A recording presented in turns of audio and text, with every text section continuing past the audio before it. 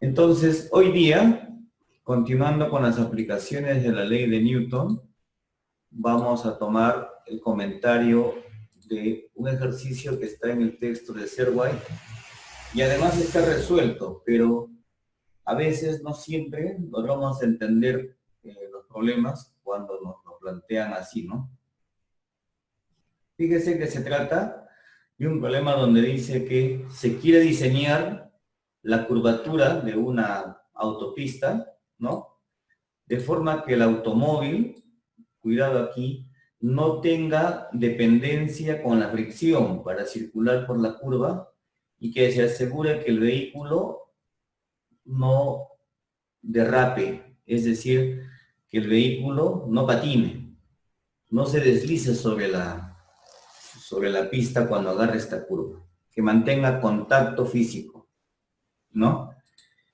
Y eso es lo que explica aquí también. En otras palabras, que el automóvil, ¿no?, pueda superar la curvatura incluso cuando esto esté con hielo.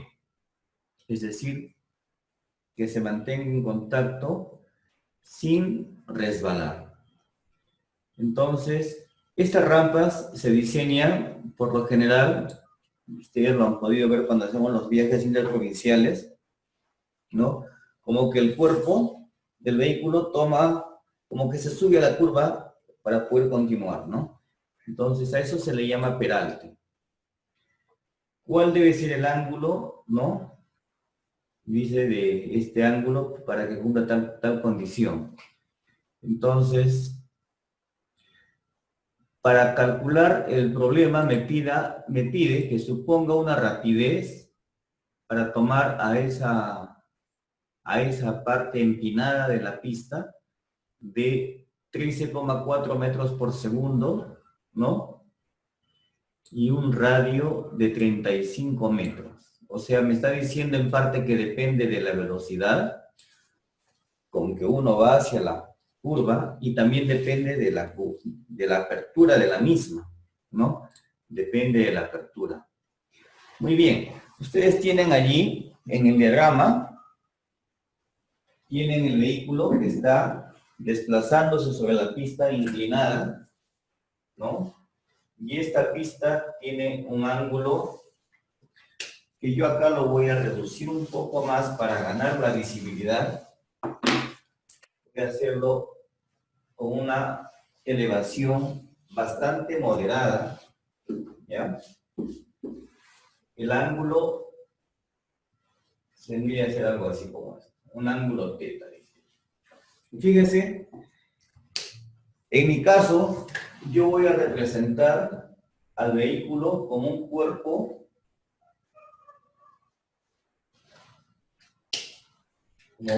como un cuerpo de masa concentrada, es decir, como un punto material. Y entonces, en este punto material, en el centro del vehículo, aparecerá su peso. El peso, en el caso del dibujo, lo están colocando desde el centro de gravedad del vehículo hacia abajo. Muy bien. Y en el punto de contacto de este punto material, ¿no?, con la pista, el punto material que representa el vehículo con la pista, aparecerá entonces una reacción normal. En relación a estas referencias, es decir, simplemente hacen X y Y. Entonces acá teníamos el peso, estaba acá.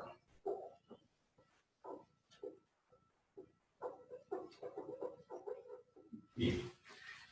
Tomando como cuerpo material entonces el vehículo, tengo su peso sobre el asfalto, la reacción normal. Si miro desde arriba, veo la trayectoria circular que desarrolla el vehículo, cuya aceleración normal es su velocidad al cuadrado entre el radio de giro. Entonces, las descomposiciones que vamos a hacer de las fuerzas que obedezcan a este sistema de referencia. Pues acá sería simplemente descomponer las fuerzas de la normal, ¿no? La normal, este está hacia adentro y esta fuerza está hacia arriba. Entonces, la componente vertical de N sería N coseno de teta y la componente horizontal de N estaría hacia adentro N seno de teta. La fuerza P tiene componente únicamente hacia abajo, la fuerza P. Entonces, tomando referencia a mi sistema de coordenadas convencionales, entonces X, Y, tenemos la sumatoria de fuerzas en Y debe ser 0.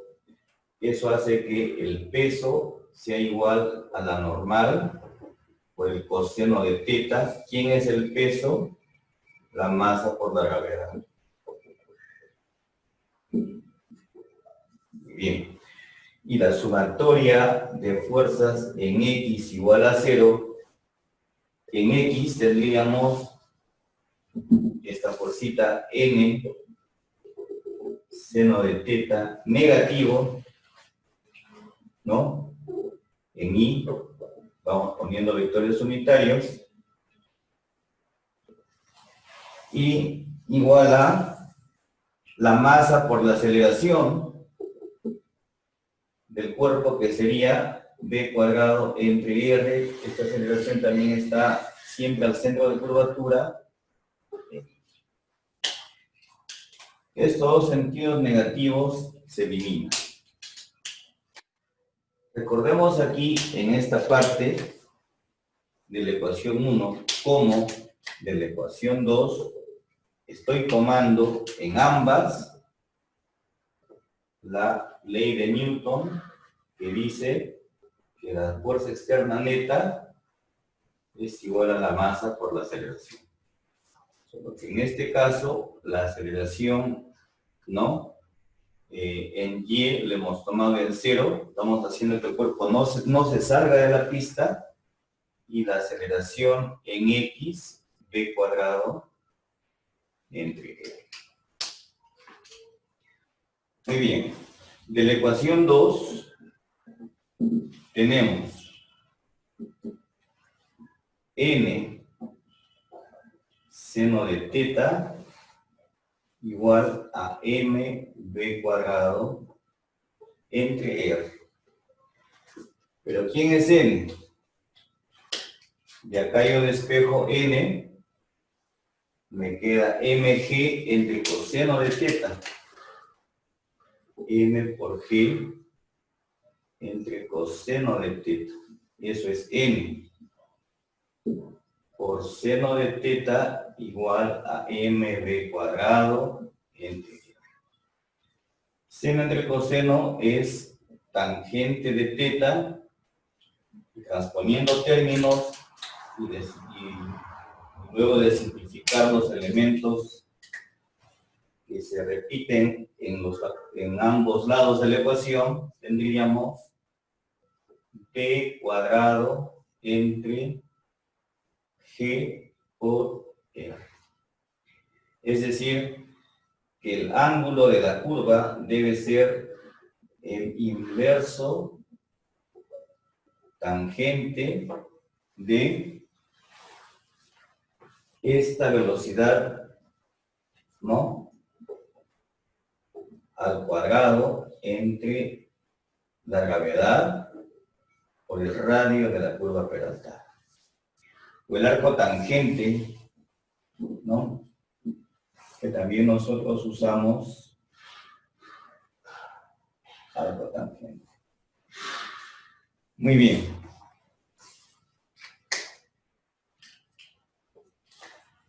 Entonces ahí tenemos que el ángulo de la curva peraltada debe dar este valor.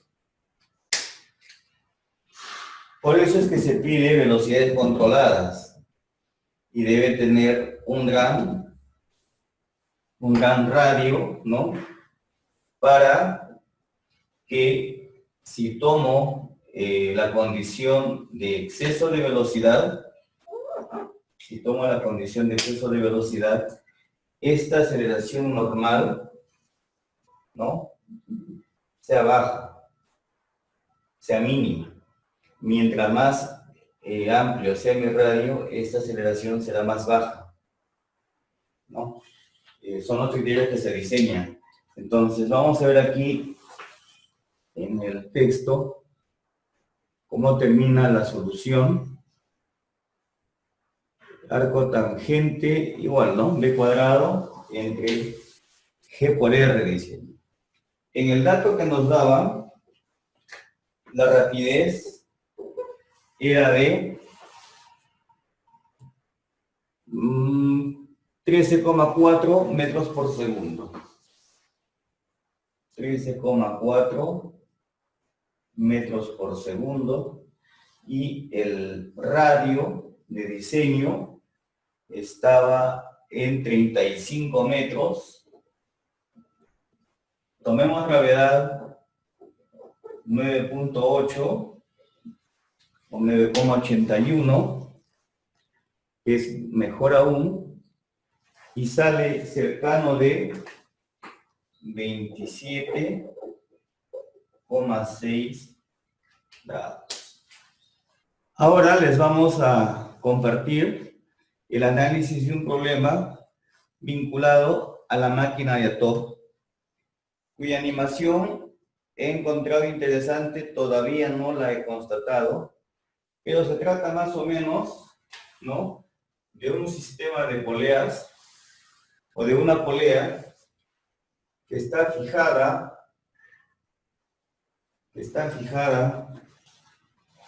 en su parte superior y por cuyas ranuras de la polea se visualizan dos pesos que le vamos a poner en términos de masa M1 y M2. Y en función de cómo estén dispuestas estas pesitas, es posible que se origine un movimiento hacia la zona donde la masa es mayor. Luego lo vamos a ver. Entonces, cuando nosotros aplicamos las leyes de Newton a este sistema, ¿no? Cuando aplicamos las leyes de Newton a este sistema,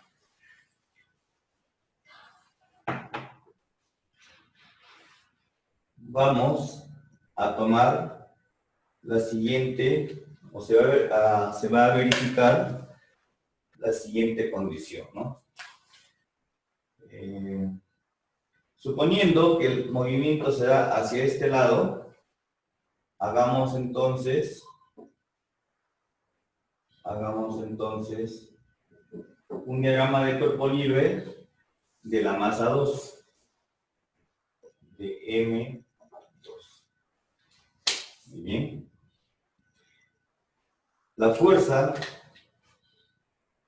que estaría viniendo hacia abajo sería M2 por G. Y la fuerza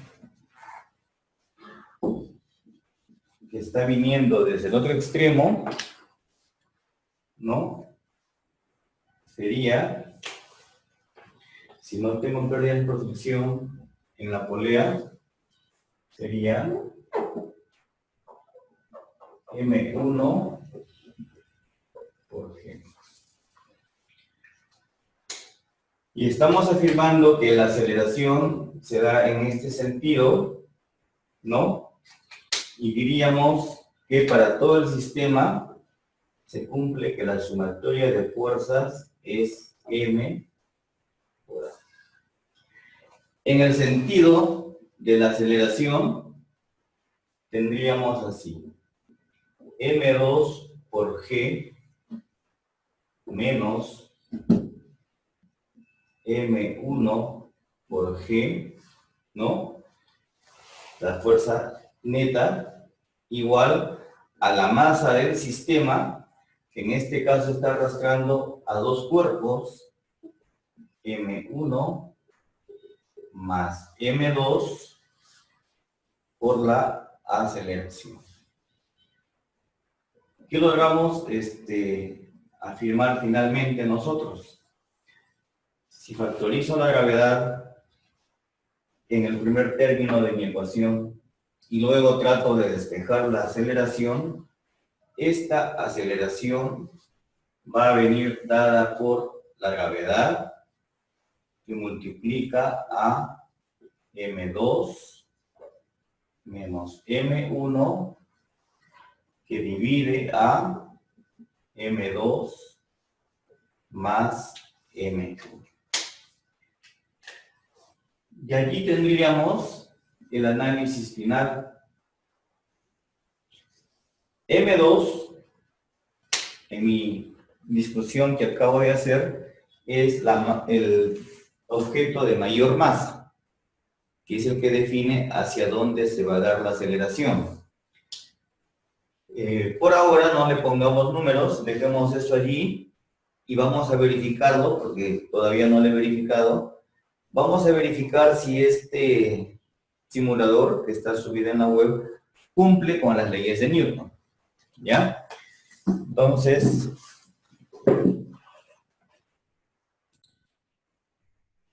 bien. Entonces, discutida ya esa relación, lo que vamos a observar ahora es la posibilidad de alterar estos datos en la simulación que nuevamente están viendo. Voy a asignarle a la masa A 200 gramos, ¿sí? Y en la masa B está en 100.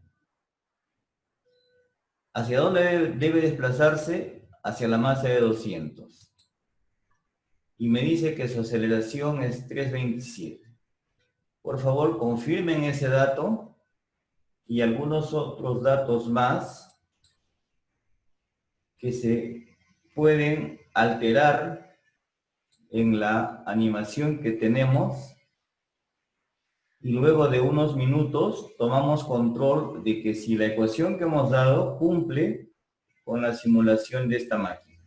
En este segundo problema se trata de una masa en reposo sobre un plano inclinado cuya pendiente me dan a 30 grados y me dicen que debo encontrar la elongación del muelle si este tiene una constante de 2500 newtons por metro.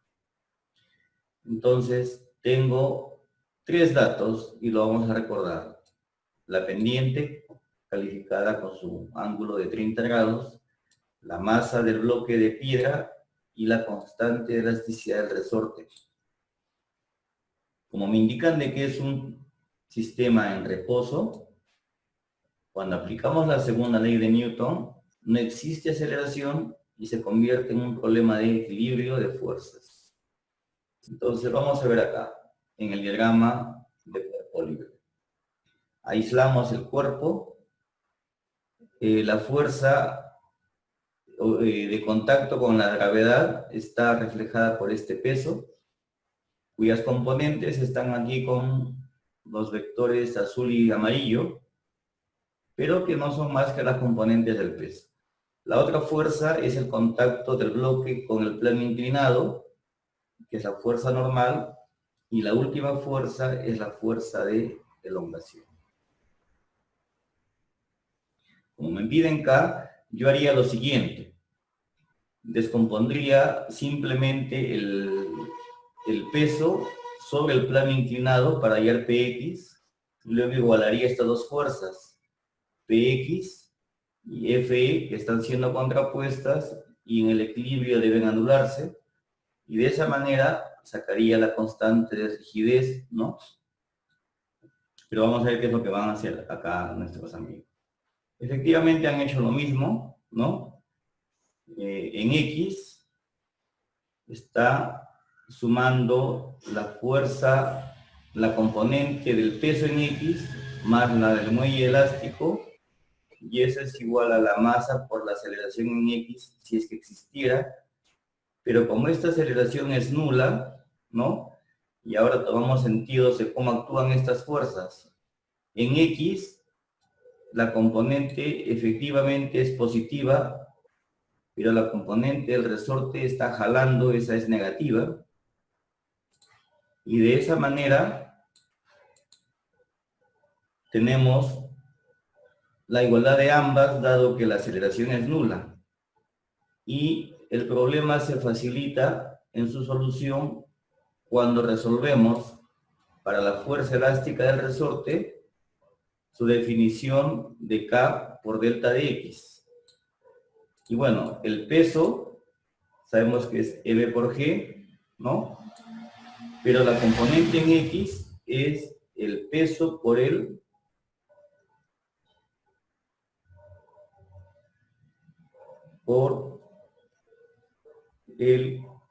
coseno del ángulo, o por el seno del ángulo. Vamos a verlo aquí. Este angulito que está acá, si vamos al triángulo que se forma con PY, la horizontal y el plano inclinado, el ángulo en realidad va a ser este ángulo, va a ser este ángulo interno, ¿verdad? Acá se forma el complemento, sería este ángulo interno. Entonces, tengo este que está ubicado acá donde estoy recorriendo con el mouse, entre el eje Y y el vector verde. Entonces, cuando descompongo aquí, sería P hacia el lado opuesto por seno de Px. Sí, correcto. P por seno de Px. Entonces, ¿por qué el seno? Porque está trabajando con la componente. Y luego despejamos simplemente, ¿no? Entonces, ¿qué es lo que me pedían en el problema? Me pedían determinar la elongación o deformación del muelle. Esa deformación es la que multiplicada por la rigidez es la fuerza elástica. Entonces despejo simplemente entre la constante de rigidez y ya tengo la deformación. Muy bien. Hasta acá los ejercicios están siendo complementarios a la teoría y tal vez nos animemos por uno más, que sería el último de la sesión, por la hora que estoy observando. Muy bien, yo creo que acá lo asignamos de manera abierta. Está bastante sencillo.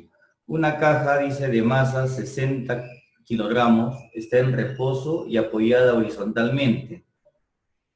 En condiciones estáticas, el rozamiento es 0,6 y en condiciones cinéticas, el rozamiento es 0,25. Me piden calcular la fuerza mínima necesaria para romper la inercia de reposo de la caja, ¿no? A romper su inercia de reposo. Y en la segunda pregunta me piden la fuerza de rozamiento y su aceleración si se aplica un empuje de 400 newtons. Muy bien. Está abierta la pregunta, está sencilla, yo tengo sus capacidades y para ganar tiempo vamos a proceder a la explicación. Antes de ver las soluciones, si está horizontalmente, la normal es perpendicular a la fuerza gravitacional de este cuerpo y decimos que en esa dirección no hay movimiento. Entonces ahí tenemos absolutamente un equilibrio, ¿no? Y de esa manera podemos determinar cuál es la fuerza normal, ¿sí? Entonces, y luego podríamos aplicar la fuerza de rozamiento estático es U por N, es decir, la fuerza de rozamiento es 0,6 por esa normal, y esa sería la fricción que está manteniendo el objeto en reposo, y a la que habría que vencer para que se ponga en movimiento. Y en la segunda etapa es algo similar, solamente que hay que aceptar de que ya está en movimiento y entonces su rozamiento es menor. ¿Sí? ¿Cuánto sale, por favor, la fuerza mínima necesaria? ¿Alguien tiene la respuesta? Levanta la mano. Muy bien. Déjeme ver aquí. Acá está. La normal, decíamos, es igual al peso. Hemos coincidido hasta allí. Ahora, como la fuerza de rozamiento es el coeficiente de fricción por la normal, entonces sustituimos en el valor de la fuerza normal m por g, y ahí tendríamos todos los elementos ya conocidos: fricción, masa y gravedad. Y la fuerza para romper la inercia de reposo sería el producto de estos tres elementos. 352,8. En el segundo caso, el tema es, por no decir idéntico, ¿no? Pero la fricción es calificada por el coeficiente de fricción cinemática. Entonces, 60 por 9,8 se va a multiplicar ahora, ¿no?, por un factor de fricción más bajo, que sería el coeficiente de fricción cinética, 0,25. Ahí lo tenemos. Y en este caso nos está saliendo 147. Vean que en los ejercicios que estamos aplicando, dependiendo del tipo de movimiento, siempre ha sido válida la segunda ley de Newton. La sumatoria de fuerzas externas es igual a masa por aceleración. Cuando esta no existe, hay equilibrio, y eso permite hallar algunas fuerzas. Y cuando esta existe, bueno, la masa multiplicada por esa aceleración es la fuerza neta. Es muy necesario recalcar que cuando aplicamos por componentes, esta aceleración debe estar en la misma dirección que la fuerza neta evaluada. ¿Ya? Debe estar en la misma dirección que la fuerza neta evaluada. Entonces, ya para concluir la explicación de este ejercicio, ¿no?, conocida esta fuerza de rozamiento cinético, en movimiento podríamos ver cuál es la aceleración de ese cuerpo. Como está en un plano horizontal, entonces ya se conoce todo, ¿verdad? Y tendríamos que la aceleración es de 4,21 metros por segundo al cuadrado. ¿Sí?